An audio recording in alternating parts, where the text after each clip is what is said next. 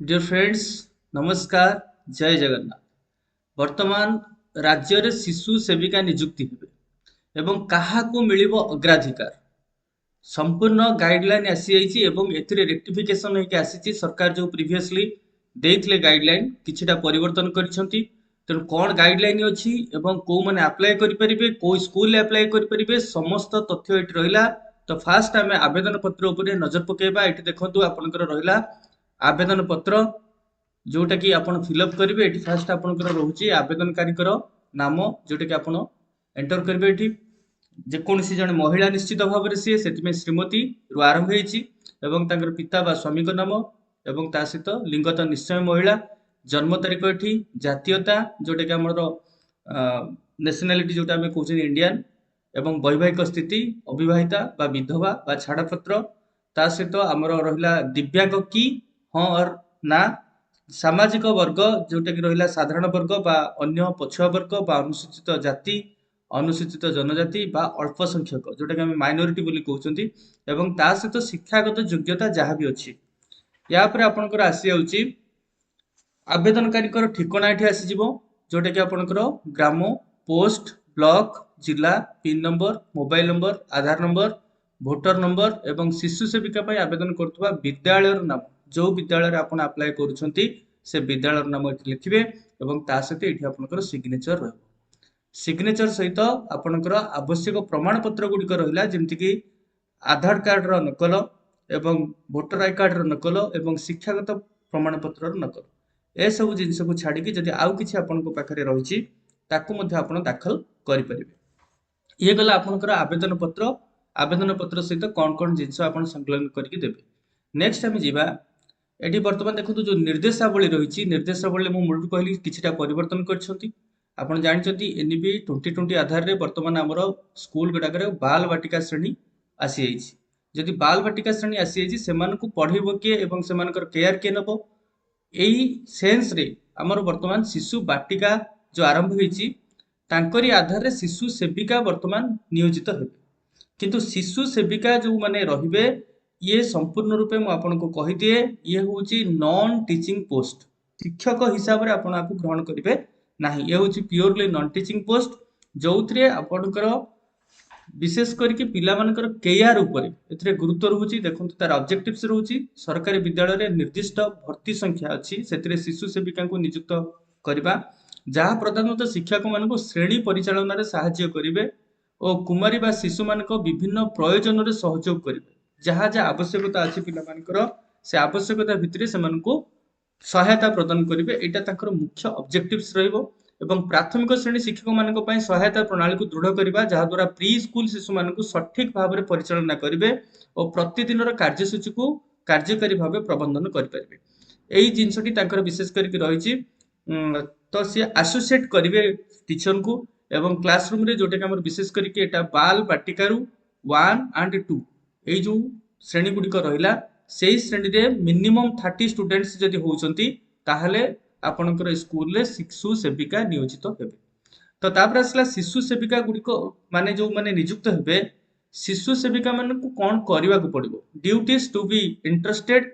तो कोन रहिछि ड्यूटीज समस्त शिशु जहाँ सुरक्षित सुनिश्चित भावनागत भाव प्रोत्साहित मनोभाव अनुभव करेंगे सेपरिक निरापद और सहानुभूतिशील परिवेश सृष्टि करवा एटा तांकर गुरु दायित्व रहिबो।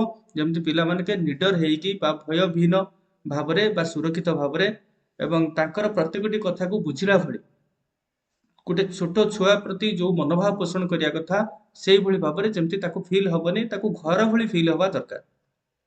शिक्षक मानक शिशु मानकर स्वागत करिबारे स्वच्छता अभ्यास रे प्रतिदिन विभिन्न स्कूल कार्यकलाप रे सुगम परिवर्तन बा स्मूथ ट्रांजिशन जाको में कहउचंती सेथिरे सहायता करिवे। जेउ शिशु माने असुस्थ किबा अशांत हुअंती बा सेमानकु सहज भाव रे कथा हबा किबा शांति रे बा सांगरे रहिबा द्वारा शांत करिबा ए सब कार्य मध्ये सेमाने करिवे।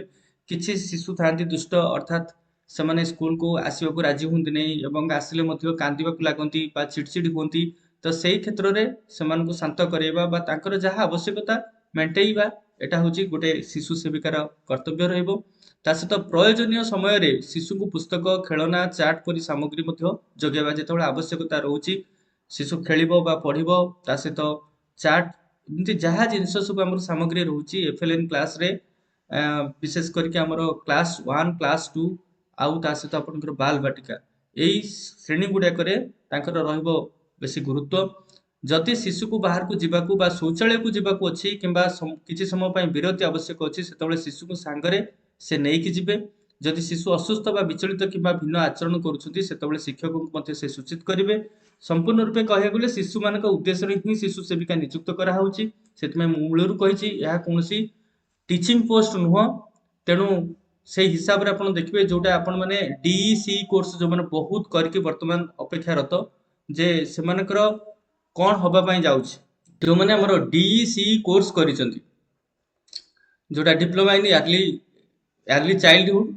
एंड एजुकेशन जोटा चाइल्ड केयर एंड एजुकेशन तो सेमाने बहुत वर्तमान करिसंती इग्नोरे एई केवल शिशु सेविका को आखि आगे रखिकी किंतु वास्तव में डीईसी सहित यार कौन संपर्क नाही सेठी आपनकर डीईसी कोर्स जो माने करछंती आपनकर नर्सरी स्कूल रे से माने टीचर भाव में नियोजित हो पारिबे आज टीचर मु एठी मूलर आपनको कहली जे एटा टीचर पोस्ट नुह ये केवल सेविका मात्र किंतु डीईसी कोर्स जो माने करछंती सेमानको बोथ केयर एंड एजुकेशन दुईटी जिनस सेमानको प्रोवाइड करिवार अछि तेणु डीईसी कोर्स जे जो माने करछंती तांको एथिरे अग्राधिकार दिया जाऊ सेमती कथा नाही सेथिरे कोनोसी जिनस लेखा नाही तेणु एठी आमे देखिबा शिशु सेविका नियुक्ति पई विद्यालयर योग्यता कोन रहिबा दरकार मु जेमति कहली 30 रु 100 पर्यंत जदि पिला आपनकर रहउचंती शिशु बाटिका क्लास 1 और क्लास 2 रे ताहाले आपनको गोटिए शिशु सेविका मिलिबो एवं 100 रु जदि अधिका होउचंती ताले दुई जन शिशु सेविका आपनकर नियोजित आपन करि पारिबे आपनको विद्यालय तो सेमती दुई रु अधिक शिशु सेविका जदि आपण नियुक्त करछंती बा स्कूल मैनेजमेंट कमिटी तो निश्चय करिवो काहे ता ऊपर गुरुत्व रहिछि तो एटा विशेष करके जिला शिक्षा अधिकारी अनुमोदन रे ही ये हेइ परिबो एवं शिशु सेविका नियुक्ति स्कूल स्तर रे स्कूल परिचालना समिति बा एसएमसी द्वारा ही करा जिवो एसएमसी हेउची शिशु सेविका नियुक्ति पई उचित कर्तृपक्ष एतरे एसएमसी ऊपर समस्त दायित्व रहिला जेमति कि हमर स्कूल मानकरे पाचिका एवं सहायिका हमर नियुक्त होती ठीक सेही भली भाव ये नियुक्ति रहिबो कमिटी रे जहा डिसीजन हबो सेही तांको ही हमर 2/3 मेजॉरिटी जोटा हम कहउचंती आपनकर 2/3 मेजॉरिटी रे एसएमसी रे जहा पाई नियुक्त होई परिबे एवं तापरे से ब्लॉक शिक्षा अधिकारी एवं जिला शिक्षा अधिकारी द्वारा से अप्रूव हबो एई भली भाव रे हमर नियुक्ति प्रक्रिया एई भली भाव रे रहिबो तापर आसला आपनकर योग्यता शर्तावली कौन रोची शिशु सेविका पदवी पाई प्रार्थिक योग्यता परीक्षा करिबा बेले निम्नलिखित नियम गुडी को अनुसरण करा जिवो कोन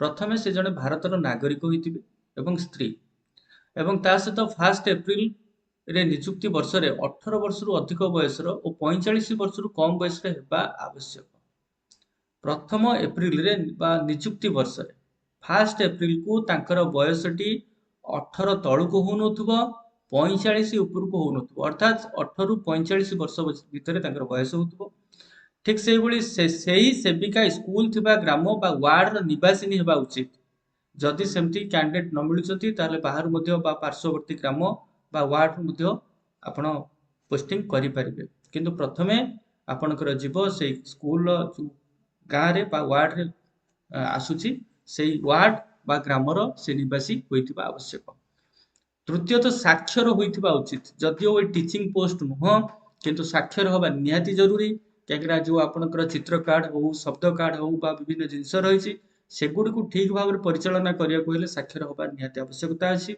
एवं केतबेले केमिति मध्ये से शिशु को मध्ये पढ़ाई जेमति पारुथिबे तापर आसला से स्वास्थ्यकर शारीरिक और मानसिक अवस्था रे थिबा उचित एटाला सबुटु बड़ पॉइंट आपण लक्ष्य करिवे जे वास्तव रे निजे फिट एंड फाइन अछि अर्थात सुस्थ अछि एवं सुस्थता आचरण करूछि खाली सुस्थ देखा गले हबने सुस्थता आचरण कहले जे सी सबु एंगल रु जोटा कि हम कहि परिबा हाइजीन हेल्थ एंड हाइजीन दीटांग जिंस को देखा पड़ो परिष्कार परिच्छन्नता एवं से निजे कोनोसी संक्रामक रोग रे पीड़ित होई नथिबे बा दीर्घकालीन रोग रु मुक्त होइथिबा मध्ये से दरकार नहले से भलिया कैंडिडेट को आपण नियुक्ति देबे नाही ता सहित आसला शिशु सेविका को बहुत छोट पिला मानक सहित काम करिया को पड़े तो सेति पई समानकर ओडिया बा स्थानीय भाषा जो अंचल को से बिलोंग करछंती से स्थानीय भाषा भी भला भाबरे से बुझिथिबा दरकार जानिथिबा दरकार काहेकि ना अंचल भितरे पिला मानकर भाषा रे ମଧ୍ୟ ଆସେ ପ୍ରୋବ୍ଲେମ। ତେଣୁ ତାଙ୍କୁ ବୁଝିକି ତାଙ୍କ ହିସାବରେ କାମ କରିବାର ମଧ୍ୟ ଆବଶ୍ୟକତା ଅଛି। ତା ସହିତ ଶିଶୁ ସେବିକାଙ୍କୁ ପ୍ରତିବର୍ଷ ତାଙ୍କର ସୁସ୍ଥତା ଓ ସନ୍ତୋଷଜନକ କାର୍ଯ୍ୟଦକ୍ଷତା ଆଧାରରେ ପୁନଃବର୍ଷୀକରଣ ବା ରି ଏନଗେଜମେଣ୍ଟ କରାଯିବ। ଅର୍ଥାତ୍ ଆପଣ ଭାବିବେନି ଯେ ଆପଣ ଥରେ ଏନଗେଜ ହେଇଗଲେ ମାନେ ଆପଣ ରହିଲେ ପୁରାପୁରି, ନାଇଁ, ଯେ ଆପଣଙ୍କୁ ମଧ୍ୟ ଆପଣଙ୍କର ସୁସ୍ଥତା ଏବଂ ସନ୍ତୋଷଜନକ କାର୍ଯ୍ୟଦକ୍ଷତା ଏଇ ଦିଟାଙ୍କୁ ପ୍ରତିପାଦନ କରିବାକୁ ପଡିବ। ଯଦି ଆପଣଙ୍କର ଡ୍ୟୁଟି ଆପଣ ଠିକ ଭାବରେ ପ୍ରଥମ ବର୍ଷ ଡେଲିଭର କଲେ ନାହିଁ, ତାହେଲେ ଆପଣଙ୍କର ଆଉ ରି ଏନଗେଜମେଣ୍ଟ ହବ ନାହିଁ, ଅର୍ଥାତ୍ ଆପଣ କଟିଲେ ଆପଣଙ୍କ ଜାଗାରେ ଆଉ ଜଣଙ୍କୁ ଚୟନ କରାଯିବ। ତେଣୁ ଏ ପ୍ରତିବର୍ଷ ପୁନଃ ବର୍ଷୀକରଣ ଏହା ସ୍କୁଲ ମ୍ୟାନେଜମେଣ୍ଟ କମିଟି ଦ୍ୱାରା ହିଁ ସମ୍ପାଦନ କରାଯିବ। ତେଣୁ କୌଣସି ବି ଯଦି ଜଣେ ଆସିଲା ଶିଶୁ ସେବିକା ଭାବରେ ନିଯୁକ୍ତ ହେଲା ଯେ ହଁ ମୁଁ କଣଟା କରିବି, ଏତିକି ପଇସାରେ କଣ କରିବି, ଏଇଭଳିଆ ଯୋଉ ଚିନ୍ତାଧାରା ରଖି ପିଲାମାନଙ୍କର ପ୍ରପର କେୟାର ନ ନେବା ବା ଆବଶ୍ୟକ ପରିମାଣର ଯାହା ତାଙ୍କର ଡ୍ୟୁଟି ଅଛି ଯଦି ତାକୁ ସେ ନ କରୁଛନ୍ତି, ତ ସେ କ୍ଷେତ୍ରରେ ତାଙ୍କର ଏନଗେଜମେଣ୍ଟ ଆଉ ହେଇପାରିବ ନାହିଁ ବା ରିନ୍ୟୁ ଆଉ ହେଇପାରିବ ନାହିଁ। ସେ ସେଇଠି କଟିଲେ ନୂଆ ତାଙ୍କ ଜାଗାରେ ନିଯୁକ୍ତ ହେବେ। ଠିକ ସେଇଭଳି ଆପଣଙ୍କର ଆଉ ଜିନିଷ କଣ ରହିଲା ଯେ ନିୟମ ସର୍ତ୍ତାବଳୀରେ କାର୍ଯ୍ୟର ପ୍ରକୃତିକୁ ଦୃଷ୍ଟିରେ ରଖି ଶିଶୁ ସେବିକା ଶିଶୁ ବାଟିକା ପାଇଁ ନିର୍ଦ୍ଧାରିତ ବିଦ୍ୟାଳୟ ସମୟ ଅନୁଯାୟୀ ସମସ୍ତ ବିଦ୍ୟାଳୟର କାର୍ଯ୍ୟ ଦିନରେ ଉପସ୍ଥିତ ରହିବେ। ସବୁଦିନ ସେମାନଙ୍କୁ ଆସିବାକୁ ପଡିବ ଯାହା ଆମର କାର୍ଯ୍ୟ ଦିବସ ରହିଛି। ଏବଂ ଲଗାତାର ଯଦି ଅନୁପସ୍ଥିତି ରହୁଛନ୍ତି ବା ବିଦ୍ୟାଳୟ କାର୍ଯ୍ୟରେ ବାଧା ଆସୁଛି, ତ ସେ କ୍ଷେତ୍ରରେ ଶିଶୁ ସେବିକାଙ୍କ ସେବାରୁ ବିଚ୍ଛେଦ ମଧ୍ୟ ହୋଇପାରନ୍ତି।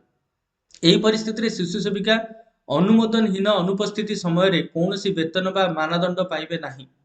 ଯଦି ସେ କୌଣସି ନ ଜଣେଇକି ରହୁଛନ୍ତି ବା ବାରମ୍ବାର ଆବସେଣ୍ଟ ରହୁଛନ୍ତି ସ୍କୁଲରେ, ସେଇ ସମୟ ଗୁଡାକରେ ତାଙ୍କର ଦରମା ରହିବ ନାହିଁ ବା ତାଙ୍କର ଯୋଉ ରହିଛି ବେତନ ତାଙ୍କୁ ଦିଆଯିବ ନାହିଁ। ଏବଂ ତା ସହିତ ଶିଶୁ ସେବିକା ଶାରୀରିକ ଭାବରେ ଫିଟ୍ ଓ କୌଣସି ଛୁଆଁ ଲାଗୁଥିବା ରୋଗରୁ ମୁକ୍ତ ହେବା ଆବଶ୍ୟକ। ଯୋଉଟା ଆମେ କହିଲେ physically C should be fit, ଆଉ ତା ସହିତ କୌଣସି ସଂକ୍ରାମକ ରୋଗ ତାକୁ ନ ହୋଇଥିବା ଦରକାର। ଯଦି କୌଣସି ବେଳେ ସେ ଅଯୋଗ୍ୟ ବା ଛୁଆଁ ଲାଗୁଥିବା ରୋଗରେ ଆକ୍ରାନ୍ତ ହେବେ, ତେବେ ସେ ସେବାରୁ ଅପସାରିତ ହେବେ। ଯେହେତୁ ଏଟା ଶିଶୁମାନଙ୍କ ପାଇଁ ବିଶେଷ କରିକି ରହୁଛି, ତାଙ୍କର କେୟାର ନେବା ପାଇଁ ରହୁଛି। ଯଦି ଜଣେ ଶିଶୁ ସେବିକା ଭାବରେ ନିଜେ ଅନଫିଟ୍ ହଉଛି, ତାହେଲେ ସେମାନଙ୍କର ସେବା ସେ କୋଭଳି ଭାବରେ ନେଇପାରିବ।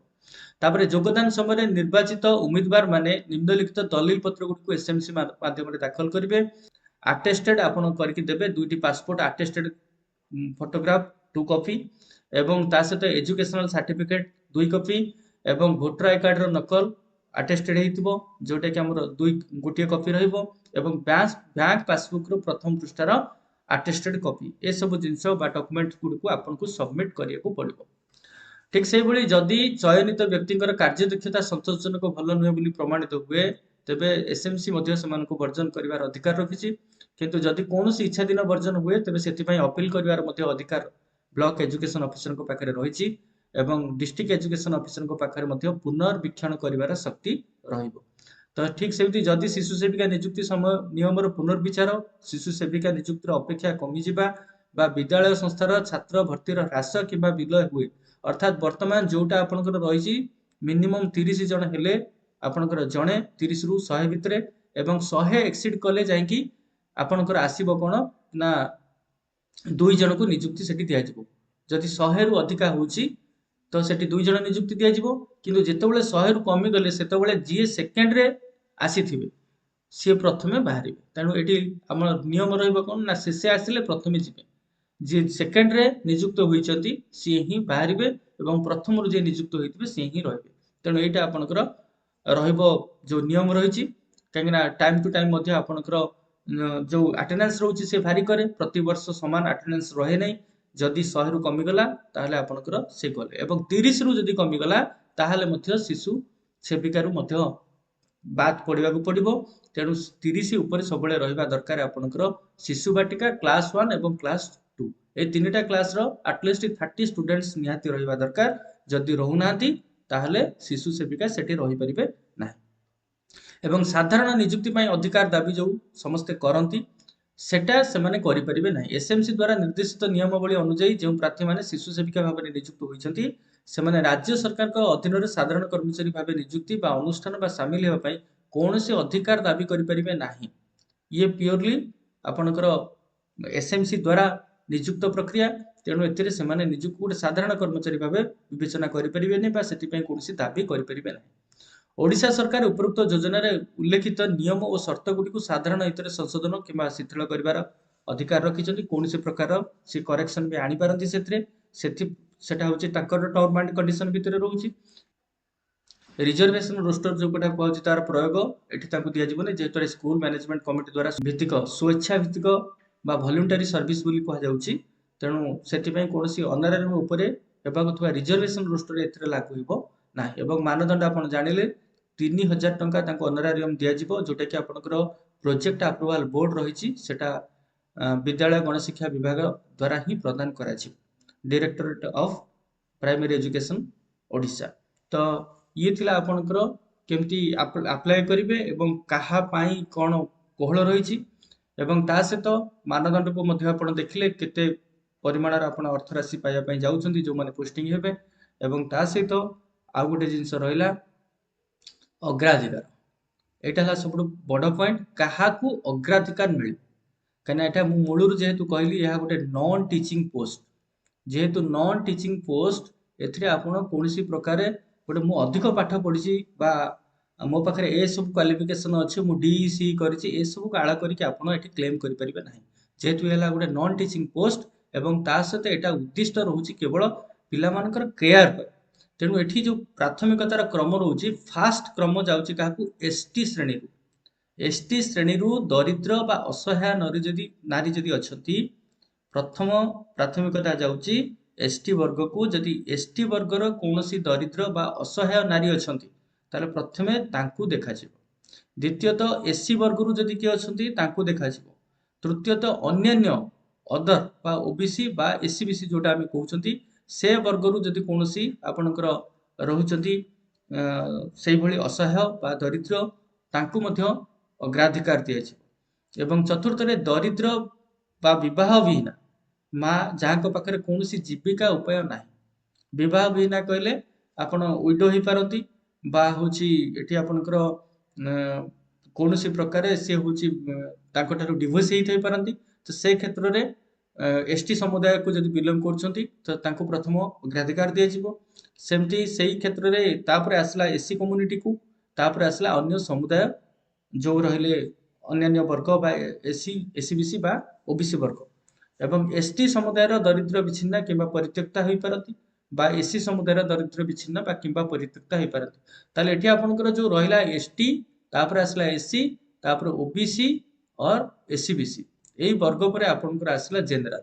तो एई भली भाबरे आपनको सिलेक्ट करबा को पड़िबो। किंतु एठी समस्त मने रखतांतु मिनिमम गोटे क्वालिफिकेशन लेवल रहइबो काहेकि ना मूलरु आमे पुनी सेई कथा को जाउचंती जे जणे बिल्कुल टिपो दउची तो से मान को एठी नियुक्त करा जाई पारिबो नाही। से कोनोसी भी वर्गर होई थाउ ना काहेकि जदि टिपो दउची पाठ साठ नाही बा होची कोन अक्षर निजे चिन्हि नाही त से क्षेत्र रे तांको पोस्टिंग दिया जाई पारिबो नाही। एजुकेटेड हेतिबे एवं ता सहित असहाय हेतिबे बा कोनोसी वर्ग को बिलोंग करथिबे से क्षेत्र रे तांको कंसीडर करा जिवो।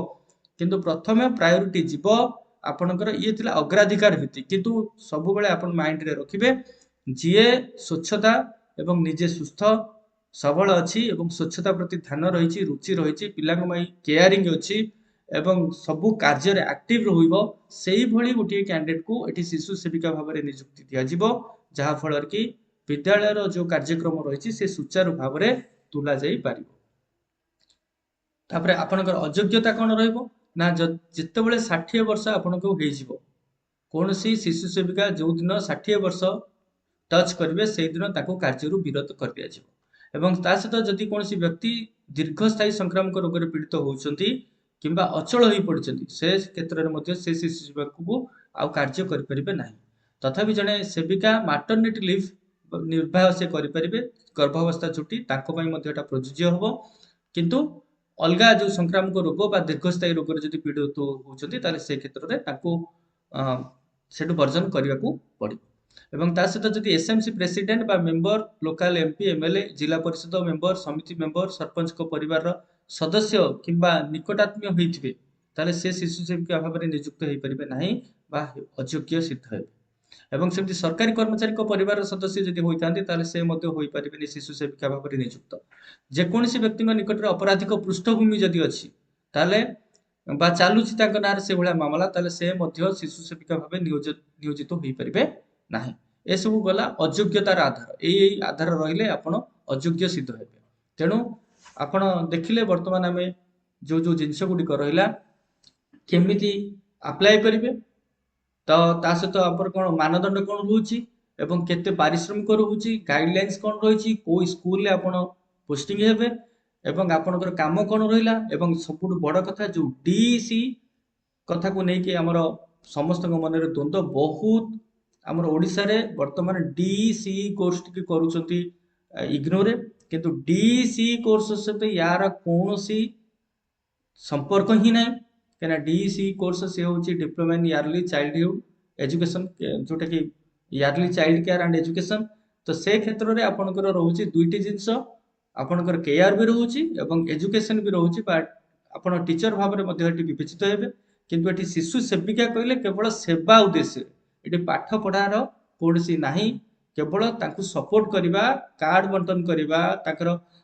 जो जो समय शौचालय जीवे बाहर को जीवे जड़े कांदिला कौन रोग पीड़ित है तो से क्षेत्र में जो केयरिंग नवा कथा जो केयर नवा कथा से ही कार्यपाई ये केवल आम शिशु सेविका को नियुक्त करा अन्यथा आउ कौन अलग कम ना तो मुझे आशा करी तो ये आपण मैंने निश्चय इनफॉरमेशन गुड़ी पाई आपंकर जो डाउट थिला से निश्चय क्लीयर होती आम संपूर्ण गाइडलाइन आम जानिले शिशु सेविका नियुक्तिर जो आवेदन पत्र रही केमती आप अप्लाई करेंगे एवं आपण स्कूल से फास्ट एलिजिबल कि नहीं जाना दरकार अर्थात आपड़ एबे जानीपारे जे निजे आपण स्कूल रे केते पिला अच्छा जोटा कि प्रथम द्वितीय और बाल बाटिका श्रेणी को मिसेकी तेणु ये थिला आज आमर आलोचना एवं केमती आप अप्लाई करेंगे शिशु सेविका नियुक्ति को लेकिन तो पुणी देखा एमती गोटे इनफॉर्मेटिव वीडियो सह टिल देन बाय बाय नमस्कार जय जगन्नाथ।